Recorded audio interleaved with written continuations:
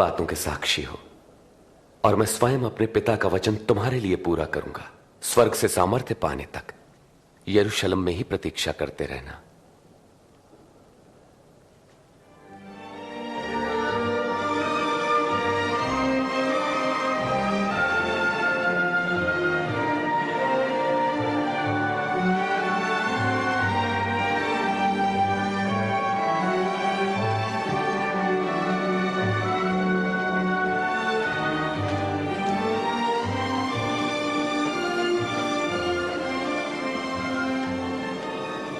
परमेश्वर तुम्हारी रक्षा करें और आशीष दें।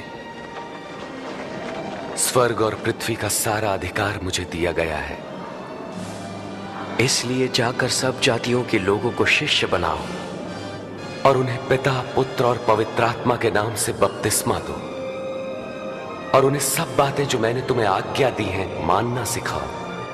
और देखो, मैं जगत के अंत तक सदैव तुम्हारे साथ हूं। आमीन।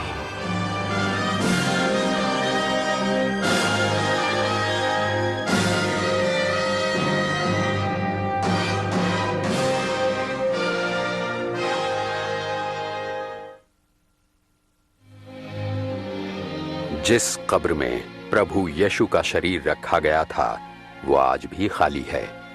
क्रूस पर अपनी मृत्यु के 3 दिन बाद वे मृतकों में से जी उठे।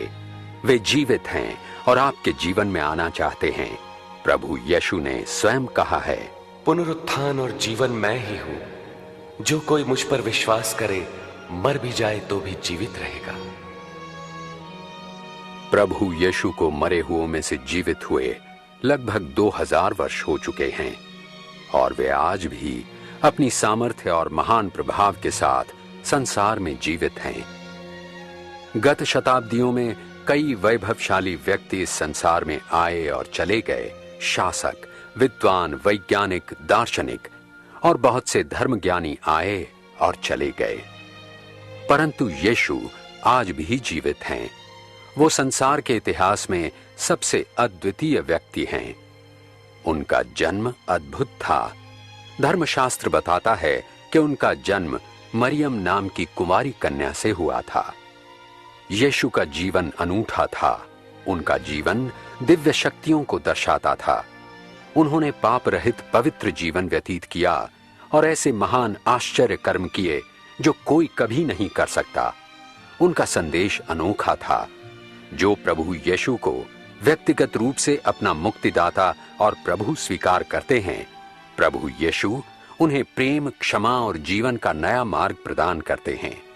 जहां कहीं भी उनका संदेश पहुंचा है, वहां लोगों को एक नया जीवन, नई आशा और जीने का एक नया उद्देश्य प्राप्त हुआ है। क्रूस पर उनकी मृत्यु अनोखी थी। 2000 वर्ष पूर्व इस भूमंडल के परमेश्वर ने अपने इकलौते पुत्र यीशु मसीह को मानव जाति के पाप के लिए बलिदान हेतु भेजा। उन्होंने आपके लिए अपने प्राण दिए। उनका जी उठना अनोखा था। उनकी मृत्यु के 3 दिन पश्चात इतिहास की सबसे अद्भुत घटना घटी। यीशु मृतकों में से जी उठे। उनका जन्म, उनका जीवन, उनकी मृत्यु और उनका पुनरुत्थान ये सभी प्रमाणित करते हैं कि प्रभु यीशु अपने दावे के अनुसार वास्तव में मनुष्य जाति के उद्धारकर्ता और परमेश्वर के पुत्र हैं। यही यीशु ख्रिस्त आज भी जीवित हैं। वे चाहते हैं कि आपके जीवन में आएं, आपके पाप क्षमा करें और आपको भरपूर जीवन जीने की सामर्थ्य दें। उनके वचनों पर ध्यान दें। हे सब परिश्रम करने वालों और बोझ से दबे हुए लोगों, मेरे पास आओ, मैं तुम्हें विश्राम दूंगा। मार्ग, सच्चाई और जीवन मैं ही हूं। बिना मेरे कोई पिता के पास नहीं पहुंच सकता। पवित्र शास्त्र बाइबल हमें बताती है कि सबने पाप किया है और परमेश्वर की महिमा से वंचित हैं। धर्मशास्त्र में यह भी लिखा है कि पाप की मजदूरी तो मृत्यु है, परंतु परमेश्वर का दान हमारे प्रभु यीशु मसीह के द्वारा अनंत जीवन है। प्रभु यीशु ने अपनी मृत्यु के द्वारा आपके पापों के दंड को भर दिया है। ठीक इसी समय वे आपके जीवन में प्रवेश करने के लिए तैयार हैं। देखो, मैं हृदय के द्वार पर खड़ा खटखटाता हूं। यदि कोई मेरा शब्द सुनकर द्वार खोलेगा तो मैं भीतर आऊंगा। उनके प्रेम और क्षमा का अनुभव करने तथा अनंत जीवन पाने के लिए आपको उन्हें स्वीकार करना है। अपने पापों के लिए परमेश्वर के बलिदान स्वरूप और विश्वास से अपने जीवन में उन्हें आमंत्रित करना है। यदि यह आपकी हार्दिक इच्छा है तो आप विश्वास पूर्वक प्रार्थना कर सकते हैं और प्रभु यीशु आपके जीवन में आएंगे। प्रस्तावित प्रार्थना इस प्रकार है: प्रभु यीशु, मुझे आपकी आवश्यकता है। मेरे लिए क्रूस पर प्राण देने के लिए धन्यवाद। मैं अपने जीवन का द्वार खोलकर आपको अपना प्रभु और उद्धारकर्ता स्वीकार करता हूं। मेरे जीवन का नियंत्रण आप अपने हाथ में लें और जैसा आप मुझे बनाना चाहते हैं वैसा ही बनाएं।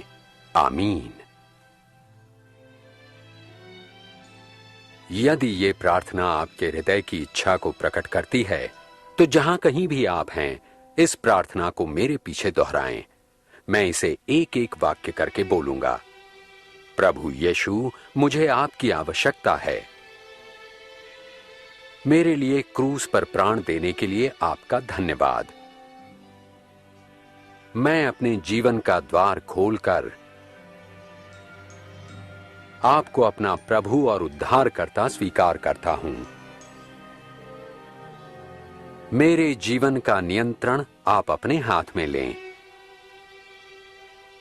और जैसा मनुष्य आप मुझे बनाना चाहते हैं वैसा ही बनाएं।